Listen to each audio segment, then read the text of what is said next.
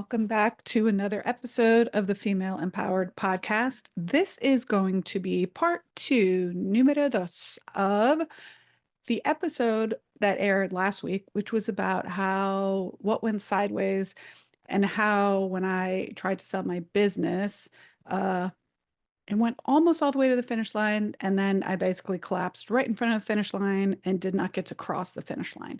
But if you are here and following along, then I am going to give you some great news that lo and behold, I did end up selling Pilates in the Grove. And what I'm going to talk about on today's episode is the journey from failed exit to a successful exit. And this is the first announcement publicly that I am making that I did sell the majority shares of Pilates in the Grove earlier this year in 2025. And what I'm going to do is walk you through what happened at the very end of when my first offer and my first process did not cross the finish line to today, where I'm no longer the majority owner of Pilates in the Grove. So if you haven't listened to the last episode, I invite you to go check it out. It's going to talk a little bit about what I don't think the word is inspired, but what helped me get to the point, the realization that I was ready to do this, what made me interested in seeking this opportunity, and what ultimately led to the basically blowing up of that deal. But so at the end of last episode, I left with, we got all the way to the finish line, literally the day of closing. And there were some additional papers that the bank, their financing, their lending institution was wanting me as owner to sign. And I was not prepared or interested or going to do that. And so at the very last second, their financing fell through, which meant that the deal fell through. At that time, as I mentioned also in the last episode, I was working with Mitch McGinley and Kristen. I don't know if I mentioned Kristen on the last call, but Kristen is also works with a boutique fitness broker, and they're great. And so I just basically said to them, and they were wonderful through this whole process. Really, they were amazing. They kind of took everything in stride. And remember that they get part of the deal. So they took this deal all the way to the end. And when it did not go through, they don't get any money from that either. And so they were so gracious and so understanding and knew that that was the right decision for me to make for the business. And so I basically told them that I just wanted to take a beat. I needed some time to let the scars or the wounds heal really and get back to the point of, is this something that I really want to do? Or was that the universe telling me like, yeah, I'm not ready to sell, or this isn't the right time for you to sell, or it's time for you to get back in the business and grow, and this is what the universe is telling you. And so I just took some time. In the meantime, I had a family member passed away, and so was spending a lot of time with my family. I moved my youngest son into college. My older son's already in college, and so we were navigating like empty nesting. I'm going through menopause, which is causing my brain to be all over the place. And so I was like, let me just sit on this through the rest of the year. Let me get my books even cleaner. Let's really push the profit higher and higher. I've got a great team in place, and give me like 4 to 6 months to figure out what the next steps are. In that interim, Mitch was approached by someone that was interested in buying a studio. And so he brought it to my attention. He said, hey, there are some people that are really interested in your listing. Would you be interested in talking to them? And, at the time I wasn't, it wasn't listed. The business wasn't listed. I didn't know what I wanted to think, but I was like, why should I turn down a conversation? And so I said that I would be willing to meet with them. And it was someone that runs basically a family office. And what a family office does is it looks for investments for people and helps kind of broker those deals. And usually the investments are in something that's going to grow and bring, higher returns than if they invested their money in the stock market. So I said, okay, I'll listen to the conversation. We had a great conversation. It was great. They came down, they met me in person. I showed them around and it was really wonderful. And I was like, let's see what happens. Initially, the offer that came in was really way below what I was willing to go through this again. The business was doing even better. So I already knew that the offer that I had accepted previously was not going to be sufficient this time. I personally was also going to do a lot of due diligence to make sure that they had financing secured before we started down this due diligence path and all of this stuff because, once bitten, twice shy, so to speak. So I said no. And I said, you know what? It's fine. We're going to move forward. I'm not ready yet. Let me see if I can get to like a higher multiple, and we'll relist it in 2025.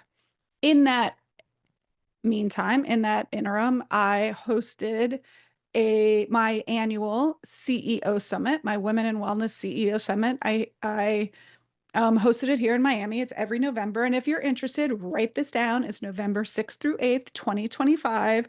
At the time of this recording, which is in May, we will be opening early bird enrollment very soon through August. And so if you're interested, you can check out my website at christagurka.com, look under live events, and you can put yourself on the wait list. It's a fabulous event, if I do say so myself.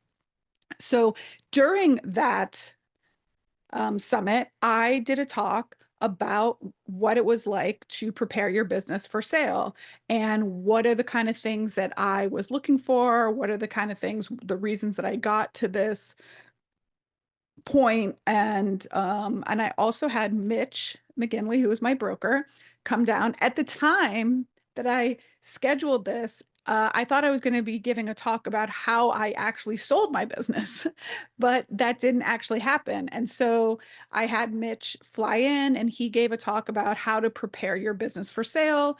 And I was very honest and vulnerable. And I told people, like, I took this deal literally all the way to the finish line and it didn't happen. It went sideways, and obviously very emotional about that as well. So, but I did talk about how I would get back on the horse and thought that this could be a viable exit for me in the next, 12 to 18 months.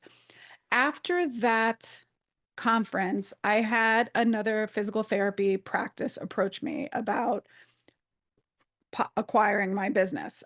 They believe that it would help them with add Pilates to their business and also help them grow their PT business. And they could buy into my systems and processes and structures and my leadership team and everything. So that's also a benefit, that you're not just buying the book of business, you're buying, the systems and the processes and the brands and all of that stuff that's already running on autopilot becomes a turnkey operation. So I had some discussions with them. In the meantime, the well, not the original buyers, the people that came to me and approached me that were representing a family office, kind of came back to the table and said that they wanted to put in an LOI. They had also heard that I was speaking to another business that had presented an offer that was really great financially, that was significantly higher than their offer. And so they heard that and they came back and they were like, we want to put an LOI on the table right away. And remember, with an LOI, one of the reasons people want to put this on the table right away is because you become under contract and now you can't really go into contract with someone else. So you're in like an exclusive period. You sign over exclusivity, that they have exclusivity into the deal. So I went back and forth and I really was thinking about what offer I wanted to go with, if I wanted to go with an offer. And one offer was for a little bit of a lower valuation, but it was a cash offer, so they didn't need any financing. It would be cash up front. And their goal was to ultimately grow Pilates in the Grove as a brand, possibly acquire more studios, definitely open 2 or 3 more locations. And so that was one deal. And another deal was for a higher valuation, but they did require financing, even though we requested that they show proof of financing before we went to a deal. Although in that deal, I thought that the growth of Pilates in the Grove would kind of stay status quo, that there wouldn't be a tremendous amount of growth of opening new locations. And so ultimately, what I decided to do was go with a cash offer that was a slightly lower valuation. However, it would be cash up front with a few nuances, which I can go into a little bit later. But what really enticed me about that offer was that I saw it as an opportunity for those people on my team to also grow, for instructors to be able to become studio directors of different studio locations and grow into more leadership managerial roles, for my director of operations to stay on and be, the vision of the company and take it to its next level. Because I recognize that I had taken Pilates in the Grove to really as far as I thought I could in terms of emotional and energetic bandwidth and capital. Because it's a lifestyle business, it was a lifestyle business for myself. It was really hard to invest additional capital to open more locations because I needed that money to live. I needed that money to go towards my home, go towards my financial security, my retirement funding. I'm getting older, my kids' college. And so one of the things that I did when I was younger and growing the business was I grinded it out. Like I hustled and did everything initially myself because I had much more time and very little money. But now I have much less time and more money. And so I recognize that I didn't think that I could be at a position where I could just grind it out and live off less and cut down on expenses. Because one, things are getting much more expensive. We're at a different point in our lives. And so I recognize that the growth stage without the kind of capital that investors could bring to the table was going to be just more challenging. And I don't, coming out of COVID specifically, I don't think that I had it in me. I'll be very honest. I didn't have it in me to really grind and hustle anymore. And so again, when I decided I wanted to go out on top, the business was doing really, really well, which provided a great valuation of the business. I also wanted to make sure to sell to people that were going to continue the mission and vision of Pilates in the Grove and allow growth opportunities for my team. That was really important to me. And third, because I have my mentoring and consulting business, basically what I knew I could do was I didn't make enough money in the sale that I could never work again. That wasn't what happened. However, I could take that money and invest it and let it work for me for the next, 20 years. And that would be significant because I still have income coming in from the mentorship programs and the speaking engagements that I do. And now there's going to be new things coming out that I'm really, really excited to share with people in terms of giving workshops. I'll be traveling to teach Pilates and physical therapy workshops again. There's something in the pipeline regarding some Pilates teacher training.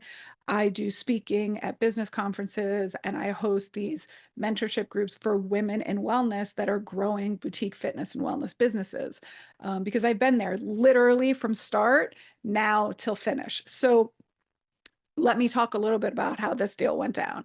I agreed to an LOI with this one offer that was going to be cash offer, no financing. We agreed to a 45-day due diligence period, which means I would enter under exclusivity with them for 45 days, in which they would have the opportunity, like I mentioned in the last episode, go through this due diligence process and basically just peek under the hood of every single aspect of the business. Um, it was challenging. It was very challenging.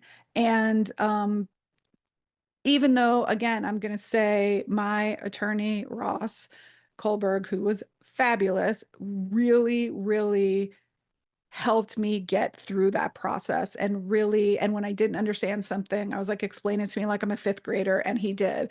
And Mitch and Kristen kept me at the table many times when I was ready to rage quit and be like, this is ridiculous. I'm out. It was a hard process. It was a hard process, but I had heard this was years ago, and I'll never forget. Excuse me. Sorry, that cough hopefully at one point will go away in my life, but I'll never forget. I was listening to a podcast episode. I think it was like How I Built This with Guy Raz, which I love that podcast. And it was with the founders, the co-founders of SoulCycle. And I remember them talking at one point. Now, this always stuck in my head, where they were talking about their partnership, and they were saying they always said to each other, high road, long view, high road, long view, high road, long view. And basically it was like, don't get down on the weeds. We can't fight together. We have to take the high road, and we have to think of the long view. And I remember, because I'll follow my sword for this. Like, I do not have the best communication style. I don't have a whole lot of patience. I get irritated a lot, and I want to be right a lot. I want to have the last word. Like, that's just who I am. And I'm learning to be better. So throughout this process, I just kept saying to myself, every time I was ready to like rage quit and step away from the table, I just kept saying to myself, high road, long view, high road, long view. I actually put it at a little post-it and put it up on my computer, because there were definitely times in meetings where I wanted to throw my computer across the room. And I'm not saying anyone was doing anything wrong. This is business. This is what it comes down to. It comes down to hard negotiations. And I felt very fortunate that when I got to this point, I knew, like, this is why I always tell people, you have to know your numbers. I knew my numbers inside and out. I could answer any question about the books, about the sales. Why did sales go down? There was questions when they're looking at, your last 3 years of P&L and tax returns. Obviously, if you think 2022 was not great, okay, 2021 sucked. 2022 is not great. So if you're looking, it looks like there wasn't a great business to come from. So you have to explain that. I had to also explain why I made certain choices. Like I said, this was a lifestyle business for me. So why did I make certain choices when I did? Why did I make a choice to cut marketing spend when we started to reach capacity? Why did I make a choice to give people bonuses? Well, because I wanted to do that for my team, because I thought that it deserved it. Why did I make a choice to pay back a couple instructors who lost a significant amount of money in 2020 because they taught the most classes? Why did I make a choice to pay them back in 2021 and 2022? Why did I make these choices? And I could say, well, it's because of a lifestyle choice that I made, because this was the ethos that I wanted to have with my business. Why do some instructors make 80, 90,000, $100,000 a year? Why? Because I wanted to have very little turnover in my business. I wanted people that thought about this as a career. And that's what I wanted to do with my business. And so I was able to look at the numbers and say, with this service, you get this profit margin. With this service, you get this profit margin. If you increase the average price per class, you get this profit margin. So I was very, very educated on my numbers. I knew everything there was to know about the business. And so sometimes we get a little defensive when people are asking us stuff of our business. But it's their prerogative. It is the due diligence process. And so we went back and forth a long time during due diligence to work on the closing documents, which was a closing sale. And there was a lot of nitty gritty in there about one of the things that I agreed to was a transitional agreement, which would keep me in the business, although tangentially, for 120 days, so 4 months after closing, to help with the transition, to help with, there's a lot of stuff. When you're the founder of a business and you've been the founder for the last 15 and you've been the owner for 15 years, there's a lot of data, like Google Drives, Dropboxes, emails, all of this stuff, and YouTube and Instagram, Facebook. So there's a lot that goes on in the background to help with the transition. Luckily, my director of operations was excited about this sale. And so she was really excited about this opportunity to move forward. And she really was doing an amazing job running the business for the last 18 months prior to the sale. And so they were really excited about having her stay on. She was excited about the new opportunity. And because we had systems of scale, then they saw an already cash flow positive business that had systems and processes already down and saw a good platform from which they could grow. And so ultimately, the deal finally closed, in which I sold the majority shares of Pilates in the Grove to investors that were going to help take the business to the next level. They were going to help influx some capital into the business. So that means we could expand our services, we could open more locations, which I believe is the growth trajectory. I did retain a percentage of ownership in that, I will still be a strategic partner in the business and meet with the owners regularly and help not only keep the same ethos of Pilates in the Grove, but continue to expand it in a, conscientious way that sticks with the same mission, vision, and values. And that deal closed March 13th of 2025. And, it's an exciting day. Most people, like I said, if you listen to the last episode, I never thought that this business could grow beyond $500,000 in annual revenue. So the fact that over the 15 years that I have owned this business, Pilates in the Grove has generated over $10 million of revenue, is pretty amazing. And that I could get to a point that I created an asset that was worth selling, right? That it went up in value. And so if I looked at what I initially invested to what I was able to walk away from, I over 800 times my initial investment. And it was, really an exciting opportunity for that to happen for myself as a female founder, also for the rest of boutique fitness business owners, that they could possibly see like this is an exit for them, this is a possibility for them. And there are all different ways that you can create an exit strategy for your business. The first thing that I want people to know is that it is a long process. And so you don't just wake up one day and say, oh, yeah, today I'm going to start to sell my business.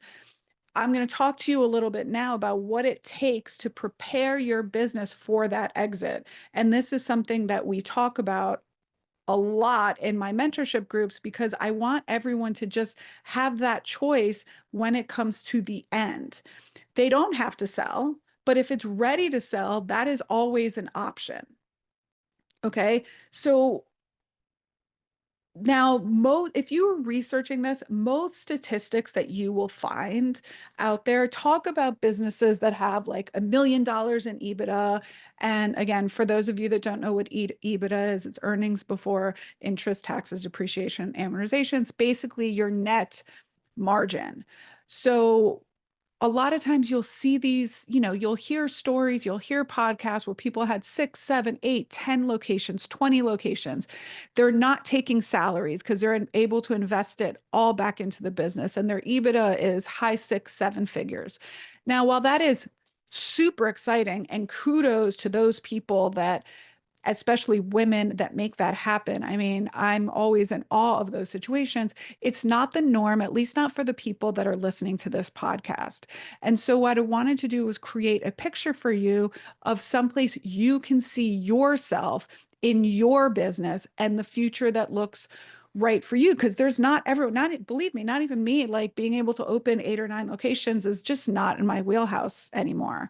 So, when you look at businesses that fall into the category of having somewhere between, 200 and $500,000 of profit, they usually sell for some sort of a multiple of 2 to 4 times. It really depends on a variety of factors, including the industry itself, the growth projections, and operational efficiencies. So, if your business, for example, has an income, a net margin, a profit margin, a net income of $150,000. So that means after you take in all your money, you put out all of your expenses, including what you pay yourself, you have $150,000 left. Usually a multiple somewhere between 2 and 3, 2 and 4. 4 would be kind of high, but let's say around 3 times. So you could take 150,000 times 3. That's 450,000 your business could be valued for. Now that's just one piece of the puzzle. As I mentioned in the last episode, another important thing is that you are not the sole provider of that revenue. So you are not the one that's producing that much of the revenue. So the first thing you want to do if you want to eventually get your business ready to sell, you have to remove yourself from the day-to-day operations of the business. And I had a call with a group of business owners not that long ago, but there was 3 of them, 3 PTs, and they had been approached by someone to buy. And one of the problems was that they were still very active in the business. All 3 of them were continuing to see a full caseload of patients. So when these owners wanted to buy, what it came down to was there wasn't going to be that much money for them to walk away with, or they would have to stay on as employees. One of the reasons my business became lucrative to buyers was because I was no longer part of the day-to-day operations. I was still sitting in the driver's seat where I was setting the vision, the mission, and the values and really guiding the customer journey, but I was no longer teaching classes. I was treating very, very few patients, maybe 2 to 3 patients a week. I was not involved in the teacher training program. I was not running the day to day. And so that shows that my operational efficiencies were great because everyone on my team knew what they were supposed to do. So if you pulled me out of the business, it wasn't going to break. So if you're interested in trying to take your business to market and you want a decent multiple, you as the owner need to not be in the day-to-day operations of the business. Okay, so that's number one. Number two is you really need to have operational efficiency in your business. Okay. You have to have a system and a process for everything in your business. It cannot be in your head. It should be in some sort of manual project management system. And you have to have been doing that for a solid 12 to 18 months so that everyone on your team is following it and knows the process, and you are not driving that process as the owner of the business. So a lot of times what we want you to become is really an owner versus someone that works in your own business. So buyers are looking for a well-oiled operation. They are looking for cash flow positive business. So businesses that have a net income of 15% or more. They're really looking at having payroll be close to, 25 to 30, 32% of your overall income. So if your income, if your payroll is 40, 50% of your overall income, that doesn't really look great to buyers because that means your profit margin is really usually very small. All right. You want to have transparent and accurate financials. All right. So I know most of us as business owners run a lot of personal stuff through our business, but you want to clean that up very, very soon if you want to sell your business, because what really makes it very difficult going through the due diligence process is when you have to say, oh yeah, that's just a personal expense. Oh yeah, that's just, and the other people are like, well, I don't believe you. How do I know that? You got to follow the money. And so you really want to have accurate financials that are really going to be critical during the due diligence process. You want to have comprehensive documentation of your processes. Implementing efficient systems will make your business more attractive to buyers, which is exactly what I help the women in the inner circle do.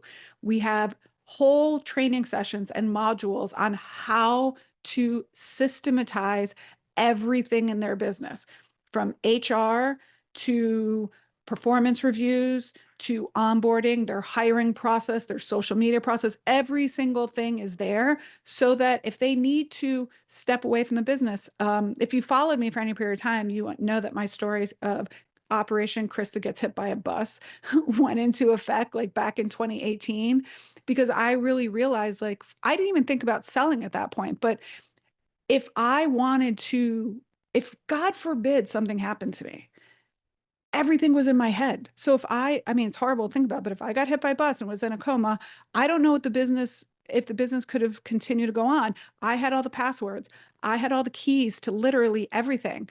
And so it was really important to me to, even before I thought started thinking about selling the business, that I created a business that was not dependent on me on a day-to-day basis.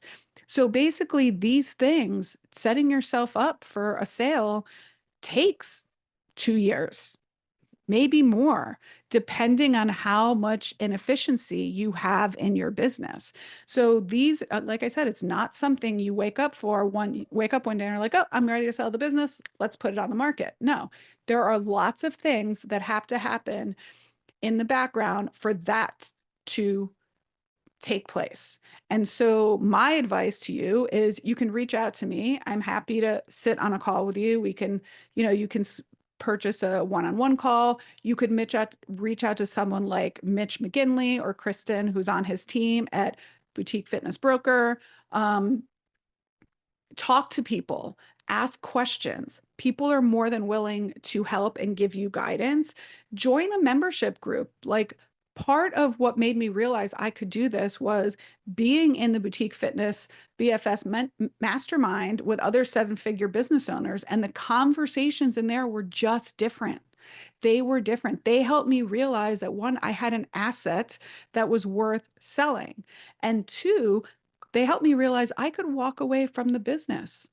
And that was like a huge eye opener. And I have this whole other part of my life that I could still take income from and thrive. And I could have both things. I could have a successful exit and then have an act three. And it was in those mastermind conversations that I started to realize and have whole new things open up to me that I never knew were available to me. So that is my kind of advice to you if you're thinking of, hey, maybe I could sell at some point. And I want you to even remember, at the very least, you could sell your equipment. You could liquidate that if you have that. You could, um, you could package a deal over 5 years. Maybe you want to sell it to someone who's one of your instructors.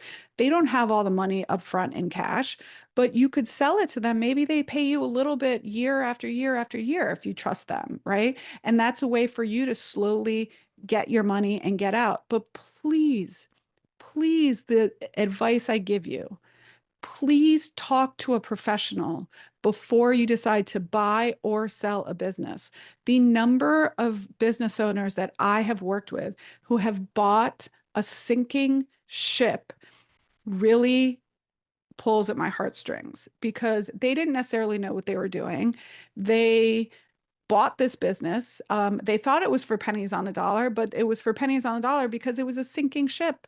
They didn't really understand what they were looking at in the books to understand if it could be profitable, if it could be viable, if those owners were paying themselves anything even before they wanted to sell. So please, please, please talk to someone that is a professional about the sale of your business and what are the important things, the important checklists that you must have, the non-negotiables in order to make this be a successful transaction for you. Okay. So last but not least, I asked the people in my inner circle mastermind that I talk to often, weekly, actually, for some questions they might be interested, they would be interested in hearing the answers to when I recorded this podcast about the sale of my business. And so I am going to go ahead and read some of their questions and then I'm going to answer them because I actually thought they came up with some really insightful questions. So, question number one, how do you feel after selling? Relieved, scared, sad, excited? Yes, yes, yes, yes, and yes. So, uh, part of me was relieved, yes, because after the first deal went sideways, I didn't think I'd get to the finish line again. And I didn't think I had it in me to do it all over again. So when I did finally get to the finish line, yes, I was relieved. Scared, I don't know that I would say scared because I really had a good handle on what I was going to do next. I'm going to continue to lean into this coaching because if anything now more than ever, I know that I have invaluable skills because I'm actually doing the work. I'm the one in the business doing this, and I've been able to take a business from idea through startup, through growth, through scale, through exit. And so I have a touch point in every single one of those parts of a growing business. Sad, yeah, there is a lot of sadness, specifically because everything happens like digitally. I was alone in my house when the wire finally came through my bank account. And because of what happened in the last thing, until I saw the wire come through, I didn't want to think that it was actually happening. But when I saw the wire come through, I was alone. There was no one throwing Gatorade over my head. There was no one picking me up and cheering for me. So it was kind of a surreal experience to experience that alone. You know, there was no bells and whistles going off. Um, and yeah, it's like, I tell people, I journaled for a while after that because there was a lot of emotions. And I felt like I was taking my third child and dropping them off at college, and something that I birthed into the world was now prepared to fly on its own without me. And that is a very bizarre feeling. It really is. It's hard to put into words and to articulate, but even right now talking, I feel it in my stomach. I feel, yeah, it's just like, that's it. Like, ugh, if anyone's gone through it, they can know and understand. Someone I heard it on the interview with the Soul Cycle girls where they're like, "Oh, it's not your baby, it's your business." And I'm like, "Yeah, but if you're a founder, your business is your like a baby. I mean, you literally birthed it into the world and you grew it to this thing that became so valuable and so much a part of your life. We eat, sleep, and breathe it for so long. So, finally, am I excited? I'm really excited. I'm excited for the future growth and trajectory of Pilates in the Grove. I'm excited to sit and watch and be a part of its growth and expansion.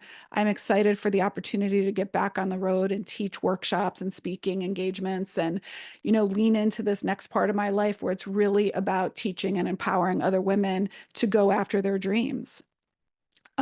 Okay, so question number two. Anything you wish you would do differently in hindsight after going through the sales process basically twice? Um, is there anything I would do differently? It's interesting. I don't think so at this point.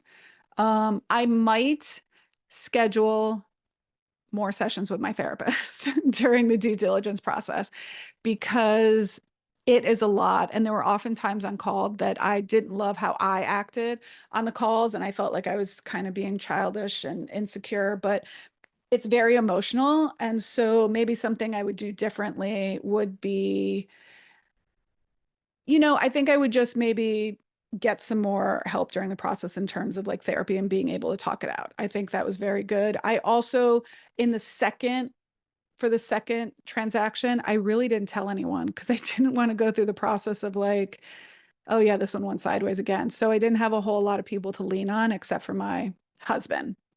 Um, okay, what is question number 3?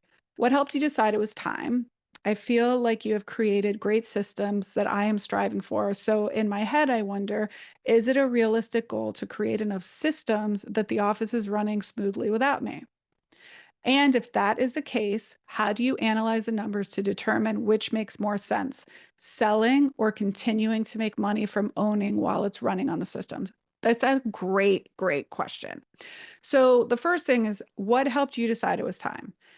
Well, what helped me decide it was time was when I really realized that I had a winning asset in Pilates in the Grove, and I knew that I didn't have what it took to make it bigger than it already was. And if I did it myself, it was going to take lots of time. And I didn't have time on my hands. I needed money. And so that was the decision that I made, that I was like, okay, I think I'm ready. I think it's ready to go to market. I'm ready to say goodbye. What made me realize, because I did go through that, like, should I just ride this out? And, I'm taking home a really good salary. I could start really relinquishing more and more and more to other people. But ultimately, what I recognized was I don't operate well being an absentee owner. I don't think it's in me. I also was at the end, it's still on me. The risk is still on me as Christa Gurka. So, when I like our best instructor, our lead instructor, my director of operations, any single one of them at any time could have been like, you know what? I love it. Thank you so much. I love this, but I'm out. And I didn't, every time someone's out, I have to like rebuild that position or stuff like that. And I just didn't want that risk on me anymore. And if I will admit, I was starting to get like curmudgeony. Like I was just starting to get bitter about having to make decisions. I was starting to probably make the wrong decisions for the business just because of what kind of headspace I was in terms of where I wanted the business to go. And when I recognized I was doing that, I was like, this is not good for the business. It's not good for the instructors. It's not good for the clients. I need to go. I need to move on, and I need to hand this baby over to somebody else. So that's when I really realized it was time. And what I looked at, and I actually created this, and I'll give this as a free opt-in afterwards. There was like an exit strategy decision matrix that I created that I was like, okay, what are the pros? What are the cons? And am I going to keep and collect, or am I going to sell and exit? And so if you're interested in grabbing this matrix, it's basically like 10 questions, and it helps you decide whether you want to keep and collect or whether you want to exit and cash in. So if you're interested in getting that, you can opt in for that download over at www.christagurka.com/exit, www.christagurka.com/exit, and you can grab that little matrix and decide for yourself where you are in that. Okay. Next question. What profit margin did you want to reach to be sellable? What I recognize, I really needed to be at 15% or higher. That's industry standard for this industry, 15% of profit margin. Now, if I took all the corporate expenses out of our business, so like our director of operations, my salary, our marketing spend, which are considered like corporate, we were operating at like a 32% profit margin, which looks really great because when businesses are going to grow and you're going to open 2, 3, 4, 5 more locations, those economies of scale are what you can grow on. So you can use the same director of operations, you can use the same marketing assets, you can use the same marketing spend. So those stay the same and you can grow with that. So those are kind of great profit margins for buyer to be attractive to buyers. Are you still involved in any way or are you 100% out? No, I'm still involved. And how I'm still involved right now is I still am an equity owner in Pilates in the Grove.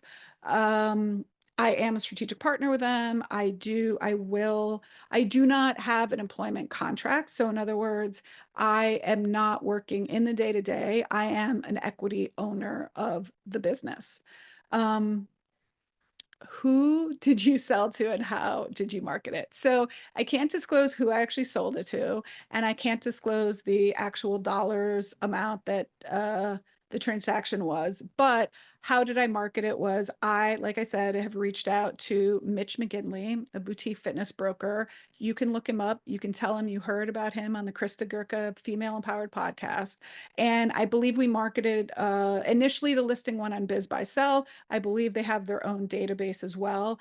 But ultimately, someone approached him about being interested in a Pilates business, and he brought that um, buyer to me.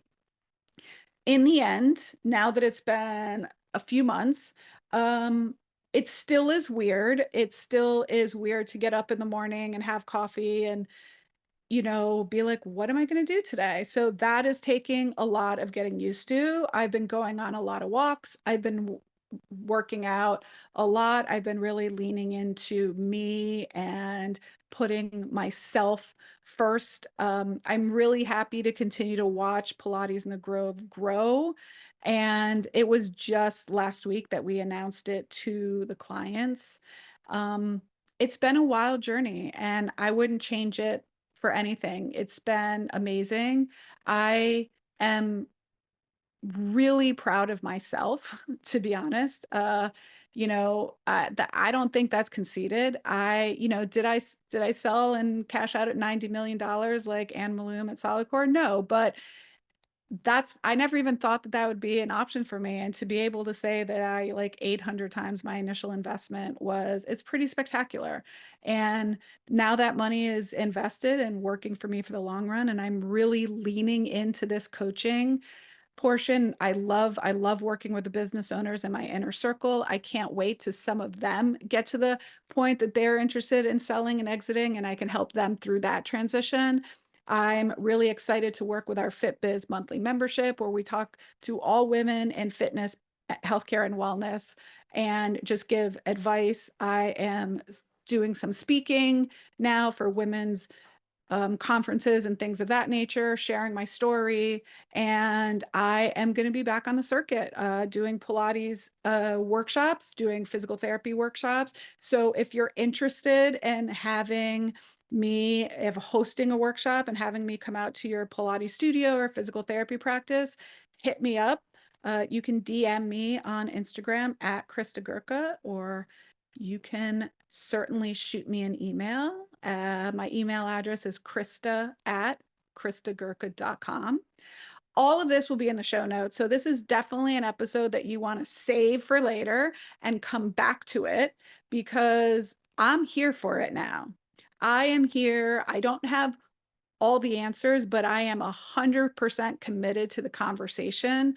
And my mission now is to help 1,000 female business owners in the next 5 years grow their business. And if along that time, it allows me an opportunity to help a business owner go from where they are now to exit, I would be super, super, super grateful for that opportunity. So what I really want you to walk away from this episode is that I want you to view your businesses as assets. They can provide financial freedom and opportunities for you now and in the future. Okay. So I really want you to start looking at your business as a habit, and fuck all those people that ask about your little hobby. Okay. All those people that ask how your little hobby is doing, I'm like, yeah, I exited. I had a really successful exit. So, so much for my little hobby.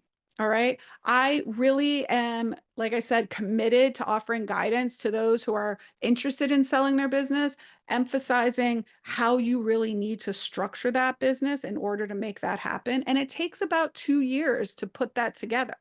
Okay. So, either way, I would love to hear. I'm super excited about this episode. It's been a long time coming. I've had to keep it kind of under wraps for a little while. Um, Rightfully so. I get it. We needed some time for the transition to happen. I'm really happy for those that are still involved in Pilates in the Grove. I'm really excited about the new owners. I think that they are going to be fabulous in helping this business get to the next level. Um, and there you have it. And so if you have any comments, if you want to hit me up, DM me on Instagram. That's the place you can follow me at Christa Gurka. And until next time, ladies, bye for now.